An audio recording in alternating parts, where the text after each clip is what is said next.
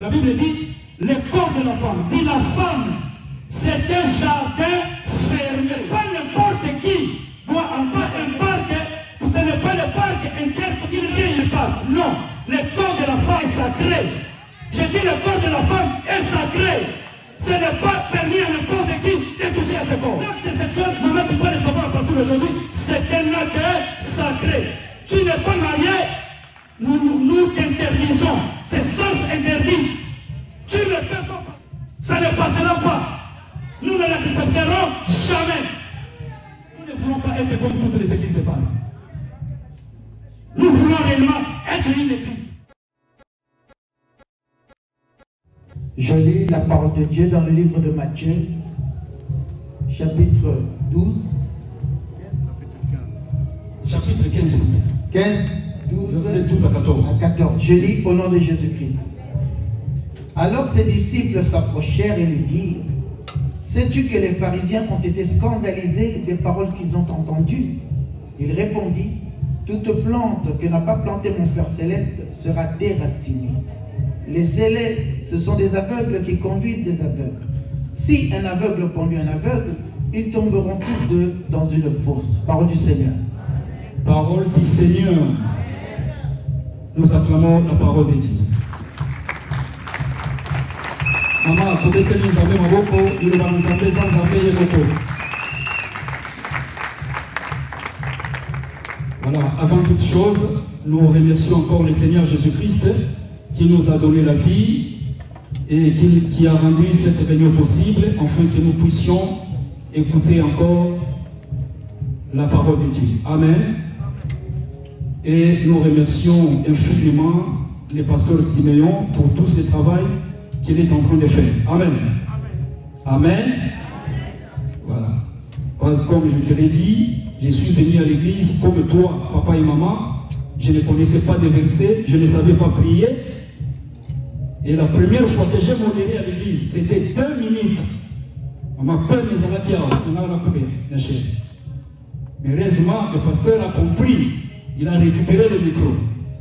Amen. Mais si aujourd'hui nous pouvons nous tenir et partager même un verset biblique, cela veut dire que cet homme a fait un grand travail avec Dieu. Amen.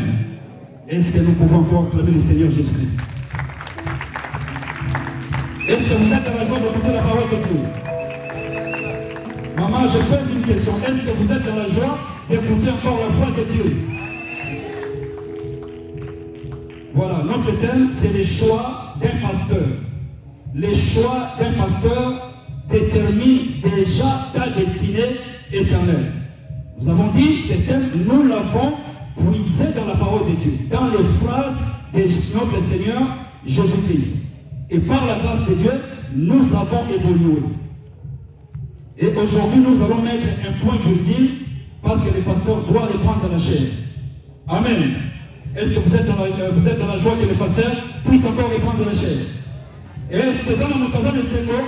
Pasteur a besoin de sous le la chair. Pour que nous soyons encore tous bénis. Amen. Amen. Voilà. Donc nous allons mettre un point virgule. Par la grâce de Dieu, nous allons encore marquer un petit, nous allons encore avancer un petit pas dans cet enseignement. Voilà, comme nous l'avons intitulé, les choix d'un pasteur. Nous vous avons expliqué le conducteur. Qui est un conducteur? Nous avons donné le rôle d'un conducteur et nous avons entré dans une phase des exemples. Parce que les exemples sont simples pour vous faire encore comprendre cet enseignement. Amen. Est-ce qu'il y a quelqu'un qui est réveillé? Est-ce que ça nous tombe à l'amour? Nous sommes tous vivants. Amen. Voilà. Donc, nous avons donné des exemples. Nous avons pris l'exemple du pasteur Saoul. C'est un roi, c'est un conducteur. Et nous avons pris l'exemple. Nous avons dit que le pasteur Raoul et le pasteur Saoul, excusez-moi, le pasteur Saoul, c'est un type, c'est une image de pasteur que nous avons aujourd'hui. Il représente une catégorie de conducteurs des églises que nous avons aujourd'hui, qui étaient réellement appelés par Dieu, choisis par Dieu, établis par Dieu, loin par Dieu, mais ils avaient abandonné la parole de Dieu. C'est ainsi que Dieu les a aussi abandonnés. Et ces gens n'ont pas laissé les églises. Ces gens ne vont pas dans les boîtes de nuit. Comme Saoul n'a pas laissé le trône, malgré que Dieu l'avait rejeté. Il s'était accroché au pouvoir. C'est ce que font aussi ces pasteurs. Ils s'accrochent dans les églises. Rejetés par Dieu, ils continuent à prêcher. Rejetés par Dieu, ils continuent à percevoir les offrandes. Rejetés par Dieu, ils continuent à organiser des services. Et ils continuent à prier pour les gens. Et ils continuent à imposer les mains sur les gens. Et ça ne s'est pas terminé là.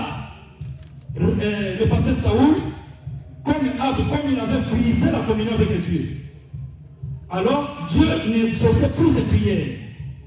Donc c'est là, montre maman, il y a des pasteurs rejetés par Dieu. Et Dieu n'exauce pas leurs prières. Alors comme Dieu n'a plus de communion avec eux, ils sont allés contacter la magie. Et ils sont dans la magie.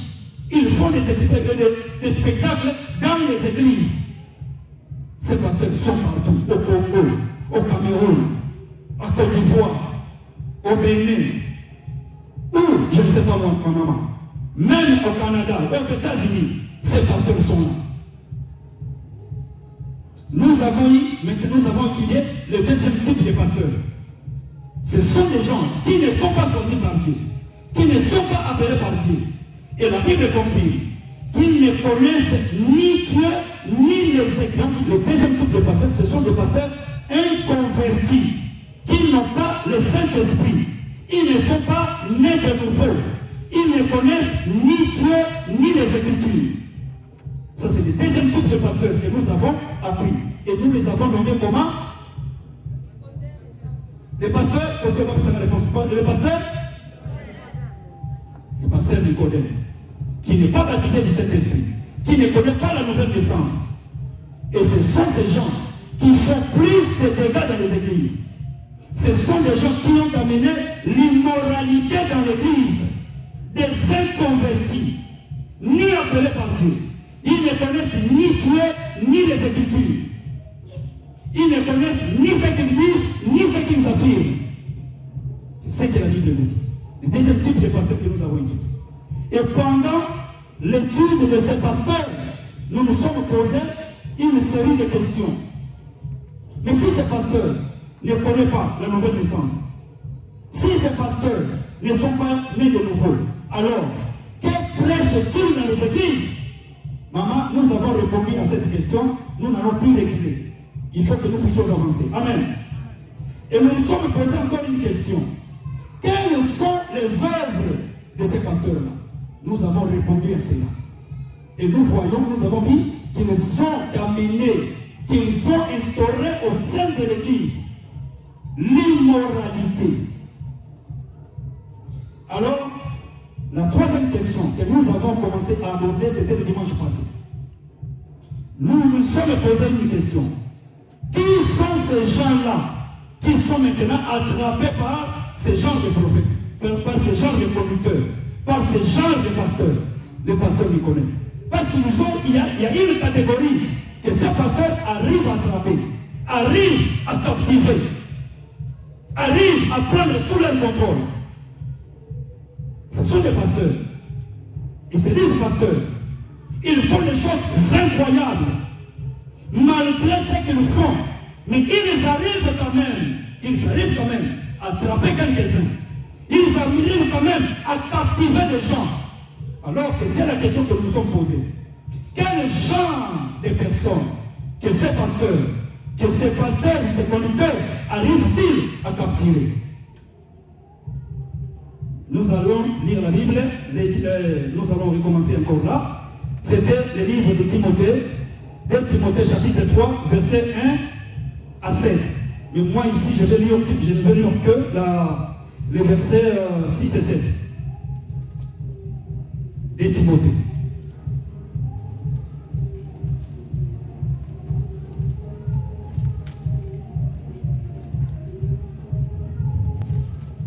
Je suis un Timothée. Timothée chapitre 3, versets 6 à 7. Écoute. Il en est parmi eux qui s'introduisent dans les maisons et qui captivent des femmes, et qui captivent des femmes faibles, de faibles femmes, chargées de péchés et agitées de passions de toutes sortes. Amen. Amen. Est-ce que nous sommes vivants? Maman, je voulais passer outre. Je voulais passer vite fait avec ces choses. Parce que moi, quand je regarde, je ne vois aucun problème sur le visage. Moi, quand je regarde, je ne vois que des seins. Moi, quand je regarde, je ne vois que des sages femmes. Moi, quand je regarde, je ne vois que des femmes justes. Mais il y a un problème qui se pose. Dieu dit que nous les hommes, nous nous confions aux apparences. Mais Dieu connaît les profondeurs de Dieu. Comme une jumelle. Comme une jumelle. Et quand je regarde, je vois des choses horribles. Je vois des choses incroyables. Comme Paul l'avait dit à l'église de Corinthe. Quand je vous regarde, j'entends dire de vous, j'entends parler au milieu de vous, des choses qui ne se font même pas chez les païens. J'entends dire une impudicité, des sortes qu'on ne trouve même pas chez les païens. C'est ça le problème. Moi, je voulais passer outre, mais Dieu insiste là. Moi, quand je regarde, je vois des femmes sages. Quand je regarde, je vois des femmes respectables. Mais quand je prends la Bible, il y a un problème qui se pose. Je vois autre chose. Nous les hommes, nous nous confions aux apparences. Mais Dieu connaît les profondeurs du cœur. Dieu connaît la vie cachée de tout un chacun. Alors, laissez-moi parler, maman. Ne te fâche pas contre moi. Comme un frère m'a dit avant de prêcher. Papa, faites attention. Sois prudent. J'ai vu des sœurs qui se sont rebellées contre toi. C'était en plein culte. Maman, ça va la Kimia. Au lieu de te fâcher contre moi, moi je ne te connais pas. Je ne connais pas ton problème. Mais Dieu qui connaît la profondeur de ta vie. Dieu qui connaît les secrets de ta vie. Dieu qui te connaît, Dieu ta vie et laisse Dieu parler pour toi. Amen. Alors, la Bible nous dit qu'il y a une catégorie de gens que ces gens, que les pasteurs immoraux, que les pasteurs Nicodème arrive à attraper. On nous dit, ce sont des femmes, toujours des mamans, des femmes ayant un esprit faible, Des femmes, non seulement un esprit faible, mais chargées de péché. Des femmes chargées de péché. Et remplies et agitées. Ces gens, ces femmes, ce sont des femmes agitées. Elles n'ont jamais été calmes. Elles ne sont jamais tranquilles. Mais elles sont agitées en elles-mêmes. Par toutes sortes, toute espèce de passion. Voilà les gens de femmes. Maman, quand nous prêchons, nous n'avons aucune intention d'insulter les femmes. Nous n'avons aucune intention de minimiser les femmes. Nous n'avons aucune intention de mépriser les femmes. Non. Cela ne nous n'arrivera jamais dans l'esprit. Mais le problème qui se pose, c'est Dieu qui parle. C'est Dieu qui connaît. Il dit des femmes, la Bible reconnaît qu'il y a des femmes qui ont un esprit faible, chargées de péché. Et ce sont ces femmes-là qui prennent l'Église, qui considèrent le christianisme comme le spiritisme. Ces femmes considèrent les serviteurs de Dieu comme des fétichistes et des féticheurs. Considèrent les hommes de Dieu comme des charlatans. Ce sont ces genres de femmes d'un esprit faible, rempli de péché, chargé de péché, agité par toutes parts les passions de toute espèce. Mais la Bible reconnaît, maman, et moi, laissez-moi vous dire chose, qu'il existe aussi, non seulement des femmes faibles, mais aussi des femmes vertueuses. Basi Yamalonga, des sages femmes. La Bible connaît qu'il existe aussi de telles femmes. C'est pourquoi la Bible dira que celui qui trouve une bonne femme, la bonne femme, c'est un don qui vient de Dieu. Une bonne femme, c'est un bonheur pour un homme. Une bonne femme, c'est la paix du cœur.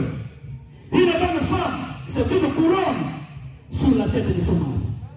Ça, c'est la Bible qui le témoigne. Maman, nous n'avons qu'une intention de minimiser les femmes, de mépriser les femmes. Mais notre problème, c'est prêcher l'évangile. Et que l'évangile perce le cœur de ces femmes. Et que l'évangile transforme la vie de ces femmes. Amen. Est-ce qu'on me suit? C'est ça notre souci. Que l'évangile transforme la vie des gens.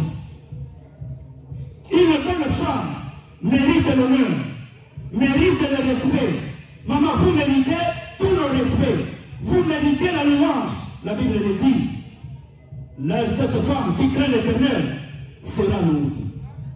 Une femme mérite la louange, mérite le respect, mérite la considération, mérite l'amour et l'affection.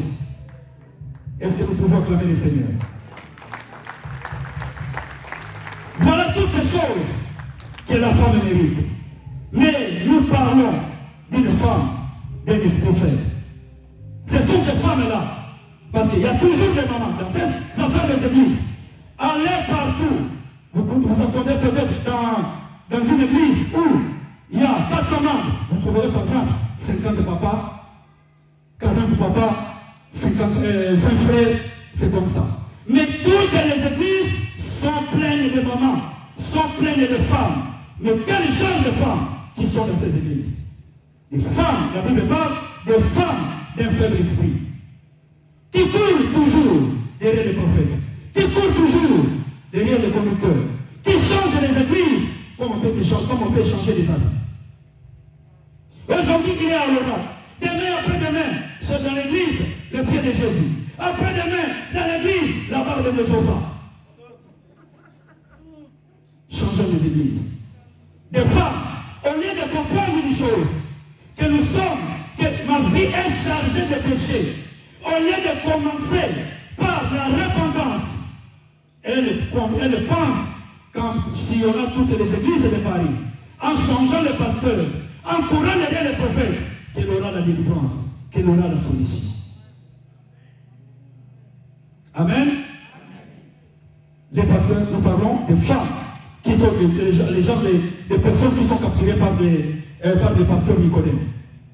Une femme vertueuse au moment, c'est une femme qui est enseignée, qui a la connaissance de la parole de Dieu, qui a la connaissance de la loi de Dieu. Je parle d'une femme vertueuse. Maman, tu connais qui es-tu? Tu connais ton identité. Une femme vertueuse, c'est une femme enseignée. C'est une femme qui a la connaissance de la loi. C'est une femme qui a la connaissance de la parole de Dieu. Elle ne croit pas à n'importe quoi et n'importe qui. Elle a le filtre dans sa tête. Il a le filtre, elle a le filtre. Elle ne laisse pas passer n'importe quoi. Elle ne croit pas à n'importe qui. Elle ne se confie pas à n'importe qui.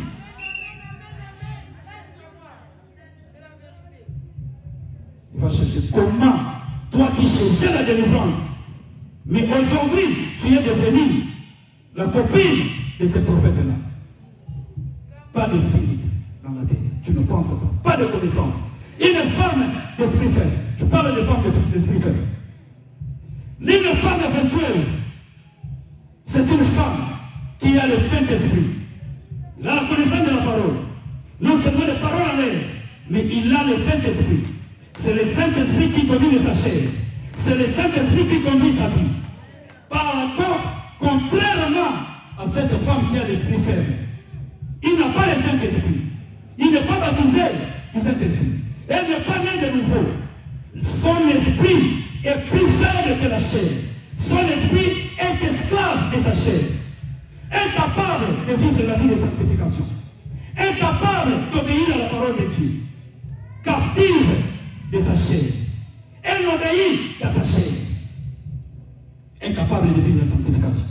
Amen. Amen. Est-ce que nous sommes présents?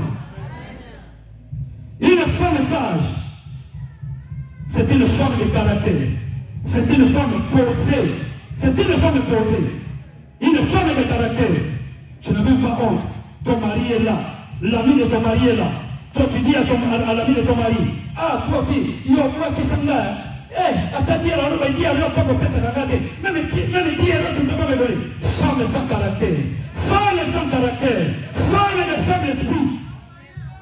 Femme d'un esprit faible. Tu n'as que nous l'évidence. Qui est comme la pasteur, maman passe, quand on a mort. Les karma. Amen. Femme. Une femme vertueuse. C'est une femme qui connaît son identité. C'est une femme qui connaît qui elle est. Mais les femmes de l'esprit faible, elles ne savent pas qui ils sont. Qu'est-ce qu'elles cherchent? Ce sont des vagabonds qui croient à n'importe qui, à n'importe quoi. Femme de faible esprit. Amen. Ah. Amen. Oh, maman, amen. Maman, amen. Personne n'est bien. Si tu n'as pas pu s'attendre, personne ne s'ouvre de Dieu. Oh, voilà le thème.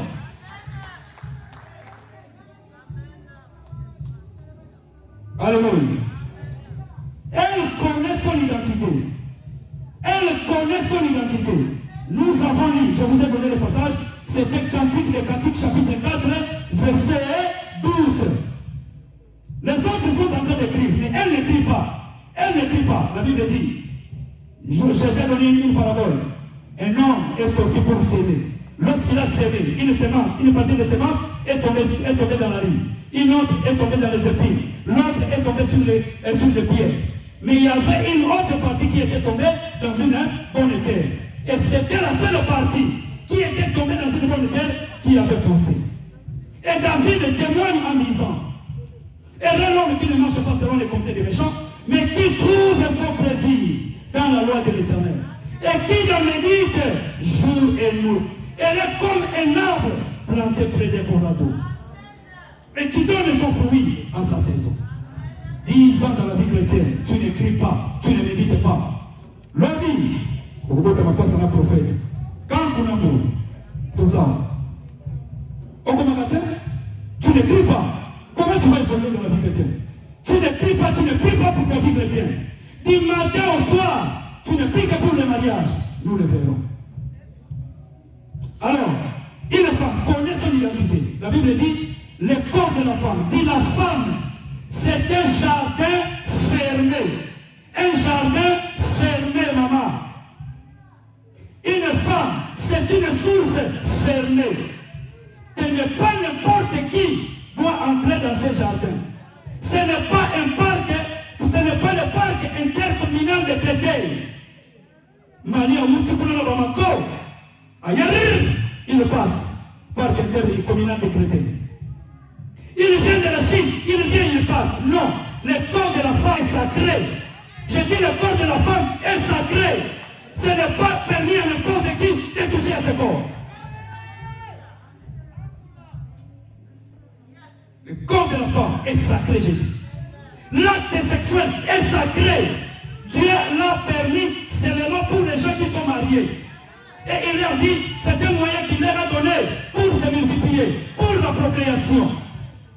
Mais le diable, par sa malignité, il va vous dire, non, ce n'est pas seulement pour les mariés. Ce n'est pas seulement pour la procréation. C'est un moyen de plaisir.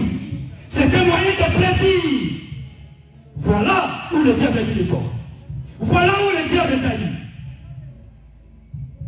L'acte sexuel, maman, tu dois le savoir à partir d'aujourd'hui, c'est un acte sacré. Tu n'es pas marié, nous t'interdisons. C'est sens interdit. Tu ne peux pas passer. Ça ne passera pas. Nous ne l'accepterons jamais. Nous ne voulons pas être comme toutes les églises de femmes. Nous voulons réellement être une église. Tu n'es pas marié, ce n'est pas permis. Même aux fiancés, ce n'est pas permis. Fiancé, tu vas au 4 ans, tu vas au Si vous ne vous entendez pas avec cet homme pendant la période de fiançailles, tu peux rompre cela. Ce n'est pas un péché. Tu es encore libre. Marie et Joseph étaient des fiancés. Mais la Bible dit, Joseph ne l'avait jamais encore connu. Nous voulons être réellement des femmes de valeur. Nous voulons être des femmes de valeur. Nous voulons que vous soyez des femmes de valeur. Nous nous te respectons. Mais là dehors, toi qui as 45 ans, un jeune de 27 ans, qui te chiffre dans le parc, maman. Dans le 19 c'est tu n'as fait. Quand nous nous matin. Mais nous sommes maman qui me cante. Moi c'est Bololé, moi c'est femme perverse. Des fois nous sommes avec toi à l'extérieur. Mais nous croyons que tu es une femme, une fille de Jacob, une fille d'Israël. Or tu es une Égyptienne. Et tu es dans un même, on va bientôt avancer. Des femmes et des femmes d'esprit. Femme connaît son identité. Maman, ton corps c'était sacré. Ton corps c'est un jardin fermé. C'est pourquoi tu dois toujours bien être t'habiller d'une manière décente, d'une manière propre, avec modestie, avec pudeur. Avec pudeur. Comme hier, ma femme est témoin. Hier, nous sommes allés dans une fête. Une femme, lorsqu'elle s'inclinait, non, excusez-moi maman, tu ne peux pas regarder. Même toi, une femme, tu ne peux pas regarder. Comprenez-moi maman. Femme et faiblesse. Ton corps est sacré.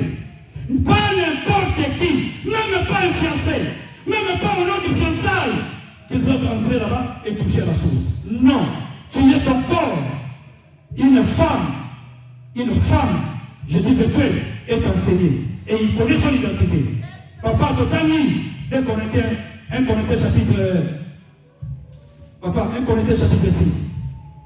Je suis obligé de faire la lecture. Je suis obligé. Nous sommes dans notre église. Nous n'allons pas courir. N'importe quand nous reviendrons sur ces choses. Parce que si nous ne disons pas ces choses, même nos filles de 14 ans, de 15 ans, à l'école, on commence déjà à leur parler. On leur donne des préservatifs. On les prépare pour la sexualité. On les prépare pour la prostitution. Et toi, maman, tu fermes la bouche. Toi, maman, tu ne cries pas. Toi, maman, tu ne parles pas avec tes enfants. L'enfant vient. Maman, j'ai trouvé un copain. Un copain. Maman, si toi, tu n'as pas eu cette chance de te marier vierge, occupe-toi de tes enfants. Forme tes enfants. Toi, tu ne connaissais pas Dieu, mais maintenant, toi, tu connais Dieu. Donne cette parole à tes enfants. Donne cette parole à tes filles. Le corps de la femme est sacré. Ce n'est pas permis à n'importe qui de toucher. Alors, 1 Corinthiens chapitre 6, papa, je disais, lis-moi 18 à 20. S'il te plaît, mon papa Elvis. Je lis au nom de Jésus-Christ. Fuyez l'impudicité. Quelques autres péchés qu'un homme commette, ce péché est hors du corps. Mais celui qui se livre à l'impudicité pêche contre son propre corps. Amen. Fuyez l'impudicité. Maman, qui va du Nourba?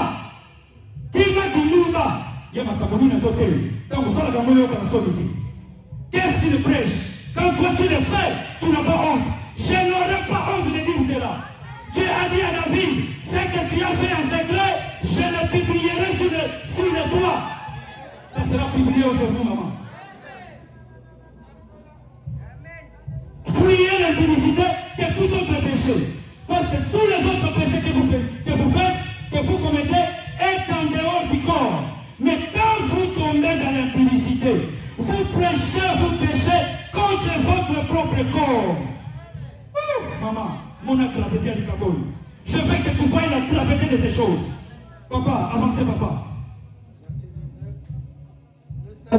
Ne savez-vous pas que votre corps est le temple du Saint-Esprit? Ne savez-vous pas que votre corps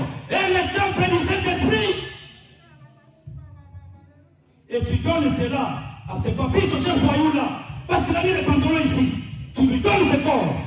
Non, ce n'est pas possible, maman. Si nous ne disons pas ces choses, vous serez habitués et vous penserez que la vie que vous menez, c'est une vie normale. Non. Après, tu viens. Nous sommes dans un service de 14 jours. Deuxième, troisième jour, papi, je t'appelle. Là, dans le parc intercommunal de Créteil, tu tombes. 3 jours dans le service. Toi, pendant le service de 14 jours, tu es tombé 57 fois. 57 fois. Et quand tu viens, pasteur, nous nous comprendre le pain. Nous nous comprendre le pain. Avant de chercher la livre, tu dois d'abord commencer à te repentir. Tu dois commencer à changer de vie. Tu dois accepter de mourir selon le péché et vivre selon la parole de Dieu. Avant de chercher la délivrance, fouiller, sillonner toutes les églises de Paris, courir derrière tous les prophètes, pour que l'autre s'en on va passer quand tu veux mourir, de toute façon c'est la parole. Femme, bébé, s'il vous plaît. Papa, avancez. Maman, à partir d'aujourd'hui, tu veux le savoir. Ton corps est sacré, ton corps est quoi? Le temple du Saint-Esprit. Papa, lisez-nous, papa, 1 Corinthiens, vous êtes dans la 6 ans. Quand il est besoin dans le 13.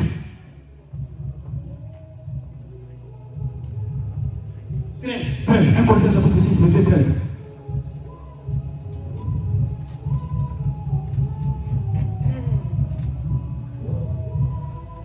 Au nom de Jésus-Christ. Les aliments sont pour le ventre et le ventre pour les aliments. Et Dieu détruira l'un comme les autres, mais le corps n'est pas pour l'impudicité. Ah, papa, soyez là. Le corps n'est pas pour l'impudicité. Maman, ton corps n'est pas pour l'impudicité. Interdit à partir d'aujourd'hui. Interdit, tu le sais aujourd'hui. C'était l'avertissement. Le jugement est déjà sur ta tête. Le pain de Dieu est déjà sur ta tête. Tu faisais semblant, mais nous te disons la loi maintenant. Le pain est sur ta tête. Tu crois, tu es sauvé. Tu ne crois pas, le pain te suivra. Le pain de Dieu te frappera, maman.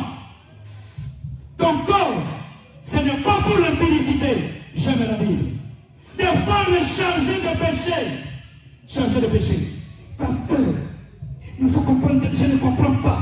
Moi, quand je dors, je vois le serpent. Le serpent vient, me pénètre. Maman, même pas la pudeur. Tu parles avec un pasteur ou tu parles avec qui?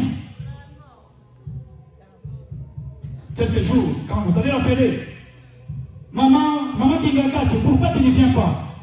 Papa, moi je croyais que tu allais me oindre l'huile. Oindre l'huile, il faut que tu wapi. Noki. Au lieu de chercher la délivrance, tu dois d'abord commencer à te repentir. Réponds-toi, maman. Réponds-toi. Ça va dire que tu es solide. Tu as fait cela, tu n'as pas eu honte. Moi, je n'aurais pas honte de toi. Si tu ne fais pas le saluer, moi je viendrai encore. Dans le personne d'autre, encore si vous. Donc, dans ce corps, il faut se faire.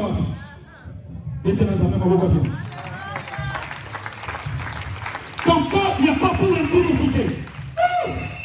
Merci papa. Papa, quand il a mis ça, 1 Corinthiens chapitre 7, verset 4. Chapitre 7, verset 4, je lis au nom de Jésus-Christ. Amen. La femme n'a pas autorité sur son propre corps, mais c'est le mari. Amen.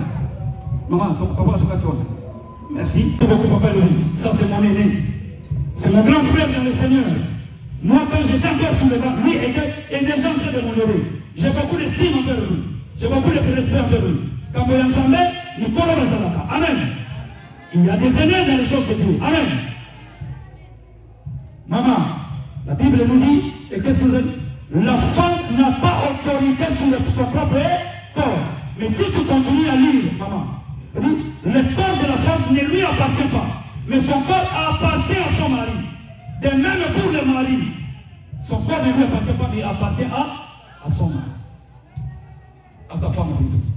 C'est pourquoi je t'ai dit, maman, ne faites jamais des choses pour prouver ton mari. Sans Dieu me dit, maman, formule beaucoup compliquée. La formule deviendra compliquée. Tu seras obligé de demander pardon à papa Mafouba. Tu ne vas pas te limiter à papa, au pasteur, ni à Dieu, mais tu vas demander pardon à papa Mafouba. À papa Mafouba, parce que tu es une femme mariée. Le corps appartient à papa Mafouba. Cette femme-là, comme cette femme-là, elle suit la radio, elle est sur Facebook, elle suit toutes les prières en ligne. Cette femme le suit. Et cette femme cherche quoi? Cherche la maternité. Mais la nuit, qu'est-ce qu'elle fait?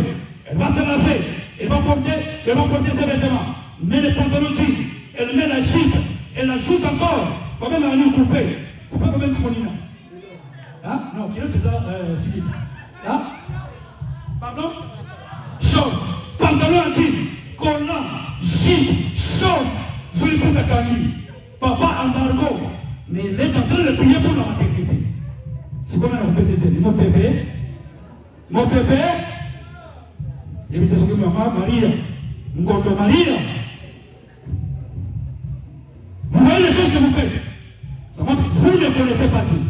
Quel que soit le problème, parce qu'elle n'a pas voulu, parce qu'elle n'est pas prête, tu as demandé de l'argent, papa. Je dis, maman est malade, il n'y a pas d'argent.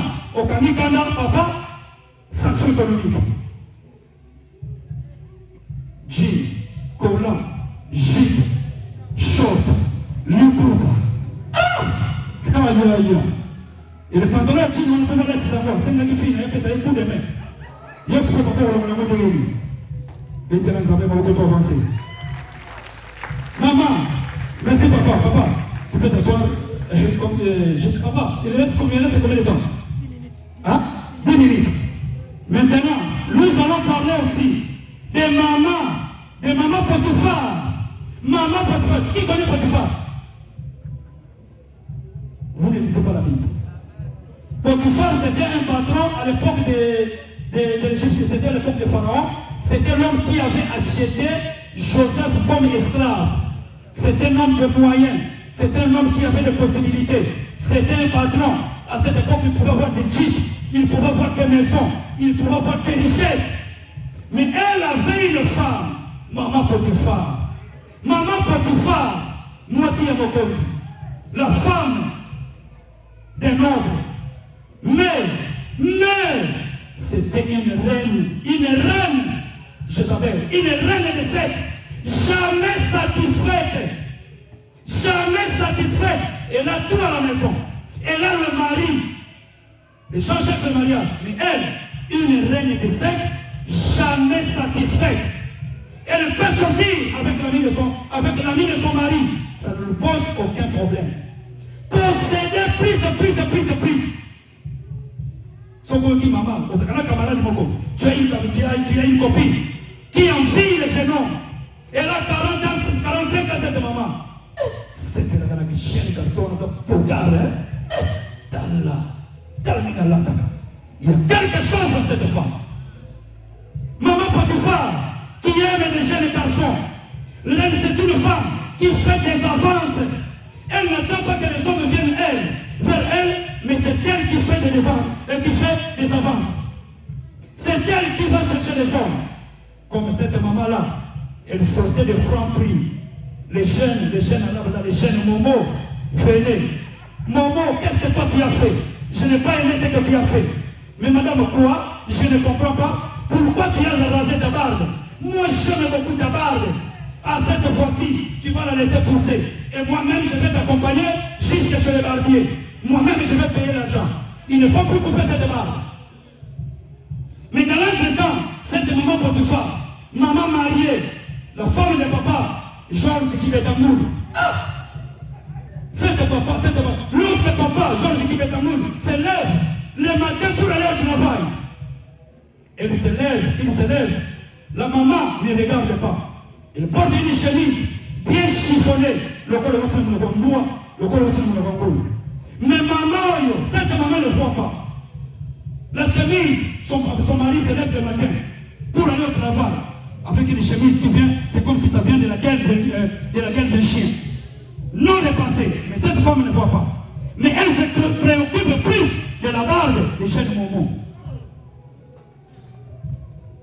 Le papa se lève le matin, elle va au travail, tellement dépassée. Non, ma poêle, les petites poêles du nez, avec les coques de nez dessus. La maman n'a pas vu. Même hypoténuse, maman n'a pas vu. Mais elle ne voit que la barbe du jeune moment. Maman Potiphar, qui enfuit les chenons, qui enfuit les hommes, qui n'attendent pas que les hommes viennent vers elle. Mais c'est à elle de se lever et aller conquérir les hommes. Maman Potiphar n'était pas plus, jamais satisfaite. Elle peut sortir avec les voisins. Elle peut sortir avec les cousins de son mari. Elle est sortie avec les cousins de son mari. Elle a fait un enfant qui signe, avec la ligne en français. Hein? Mongol, fait un enfant mongol. Il commence à maintenant chercher la délivrance. Il va dans l'église de Paris. Il va chez le prophète de Béné. Elle cherche la délivrance. C'est que maman Potiphar qui a enfanté le bébé mongol avec son cousin, avec le cousin de son mari. Non, maman, ça ne fonctionne pas comme ça. Tu dois commencer à te repentir. Tu dois commencer à changer ta vie. Tu dois commencer à confesser ces péchés-là. Maman Potiphar, papa fait une maison qui sort pour aller au travail avec les chaussures croquées. Papa, votre français minaï, comment le français minaï, les chaussures au stool de canard. L'homme sort le matin, les chaussures croquées, le pied gauche vers le pied droit. Mais maman n'a pas vu ça. Elle, c'est seulement la barbe du jeune Momo. La barbe du jeune Momo. Maman Potiphar, elle est venue du bled. Elle est venue chez papa. Chez papa, Trifon, les gars, sauf que comme on reconnaît ici, les gars, toi tu prouves que c'était en anglais. Non, c'était un malade de paille. C'est papa là. Maman, ça va être château rouge, 3 canis. Il y a des demi-sili, des demi-poumons. Et les bandits. Du premier au 9e mois. Il y a un papa, Trifon. La femme de papa Trifon, maman, papa Trifon. Elle est venue. Elle n'a pas pris le de physique ou la morphologie de papa et de papa Trifon n'est pas de secours. Non, il n'est pas de mon goût. Il n'est pas de mon goût. Il va changer. Deuxième, troisième, quatrième. Aujourd'hui, il est le 4e homme. Divorcé. Et elle vit dans la fornication. Elle vient chercher la délivrance. Pasteur. Non, maman, ça ne fonctionne pas comme ça. Nous sommes une église. Nous ne sommes pas des féticheurs. Nous ne sommes pas des charlatans. Nous sommes les serviteurs du Seigneur Jésus-Christ. Et nous te prêchons premièrement la délivrance de l'âme. Tu dois commencer à te repentir. Des femmes de faible esprit, chargées de péché, agitées de toutes passions, de toutes sortes de passions. Elles se réveillent le matin sans se brosser les dents. Ils parlent en conférence. Il appelle une maman, il appelle l'autre maman. Conférence à 4. Commence à insulter les pasteurs. Elle insulte l'ancien. Elle insulte les chants. Elle insulte. Agité de toute passion. De toute espèce de passion. L'ancien ne fait rompre. Donc nous sommes obligés de nous arrêter. Que le Seigneur Dieu vous bénisse les chemins.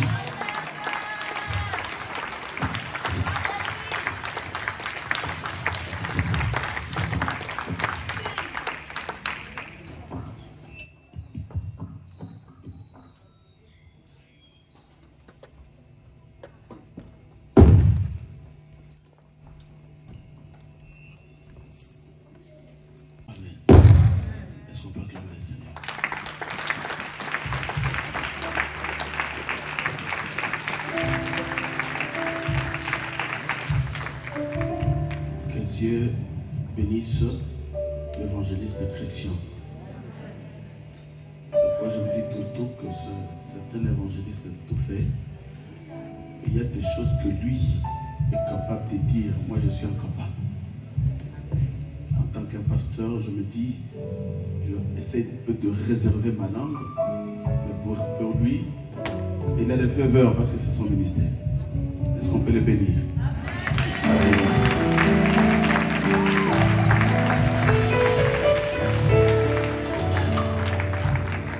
Amen. Nous devons comprendre une chose que dans la parole de Dieu, il y a deux promesses que Dieu nous a données. Il y a d'abord le royaume et il y a aussi la bénédiction terrestre. Mais aujourd'hui, l'Église est dans une confusion. Les gens courent derrière tout ce qui passeront. Voilà pourquoi le Seigneur insiste. Il dit à l'Église, cherchez premièrement le royaume et la justice des dieux. Et tout vous sera donné par-dessus. Mais les femmes d'un esprit faible, ce sont des femmes qui circulent des églises en église, de prophète en prophète. Tu verras quelqu'un qui est dans son église, mais qui est en contact avec un prophète, tu ne le connais même pas. Bien aimé, moi je dis à l'église, nous devons faire attention, parce qu'aujourd'hui on ne sait pas qui est qui fait quoi. Il y a des gens que vous croyez, les hommes de Dieu, mais qui ne le sont pas.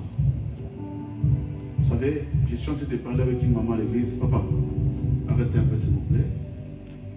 Je parle avec une maman, mais j'étais avec une soeur le jeudi à l'église, qui me dit, pasteur, je te suivais tout le temps à la radio. Mais je sentais, Dieu me disait, mon église c'est l'oracle et mon pasteur c'est Siméon.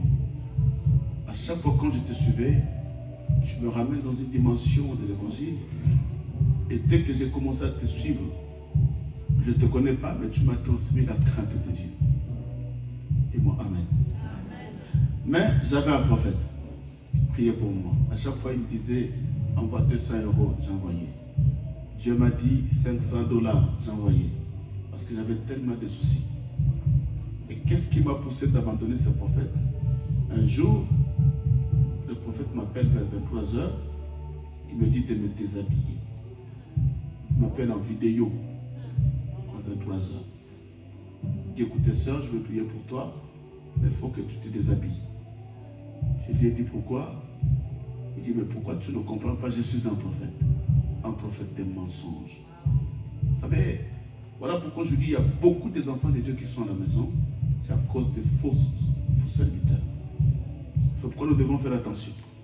Tout ce que l'évangéliste Christian nous prêche, bien aimé, avant de chercher le mariage, c'est bien. De chercher la guérison d'une maladie, c'est bien. C'est nos promesses. De chercher les enfants, c'est bien. C'est la promesse. Et nous devons y penser aussi, qu'après cette vie, il y a aussi une vie. Je peux avoir des enfants. Demain, quand je mourrai, quelle sera ma destinée éternelle? C'est pourquoi la vraie délivrance, c'est premièrement la délivrance de l'âme. Nous devons être sauvés et nous devons nous repentir. Dis-moi amen. Non, un grand amen. Amen. Voilà, nous allons acclamer pour la parole de Dieu qui était tellement puissante et tellement forte.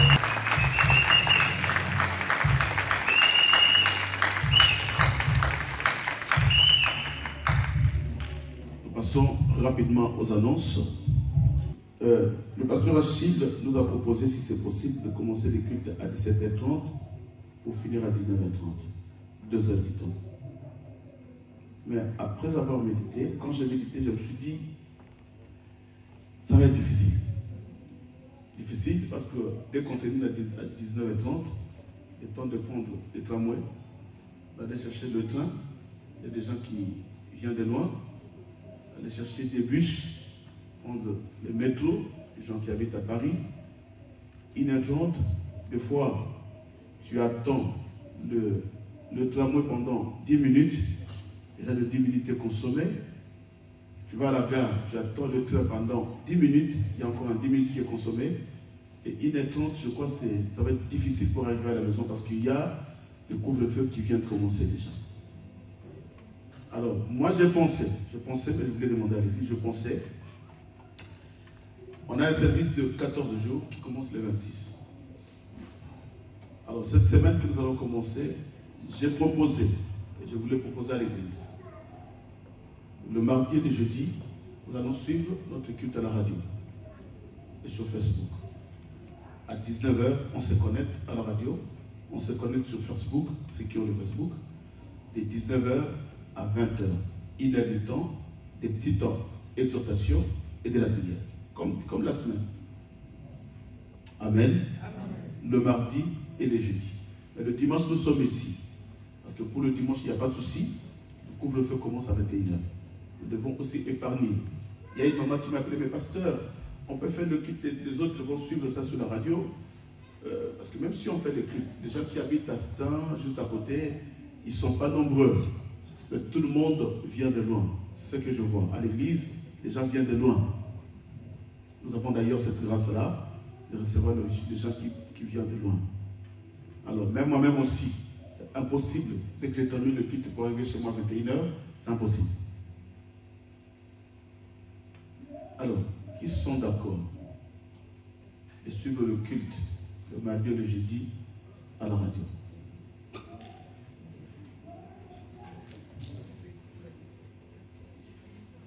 Donc celui qui n'a pas levé sa main, il n'est pas d'accord. Voilà, gloire à Dieu. Mais je vais encore insister. Ce n'est pas le fait de rester à la maison, de suivre les enseignements ou le culte à la maison, que cela va affecter ta foi. Parce que vous savez, il y a beaucoup de nos bien-aimés, depuis qu'on a été déconfinés, jusqu'à aujourd'hui, ils sont encore à la maison.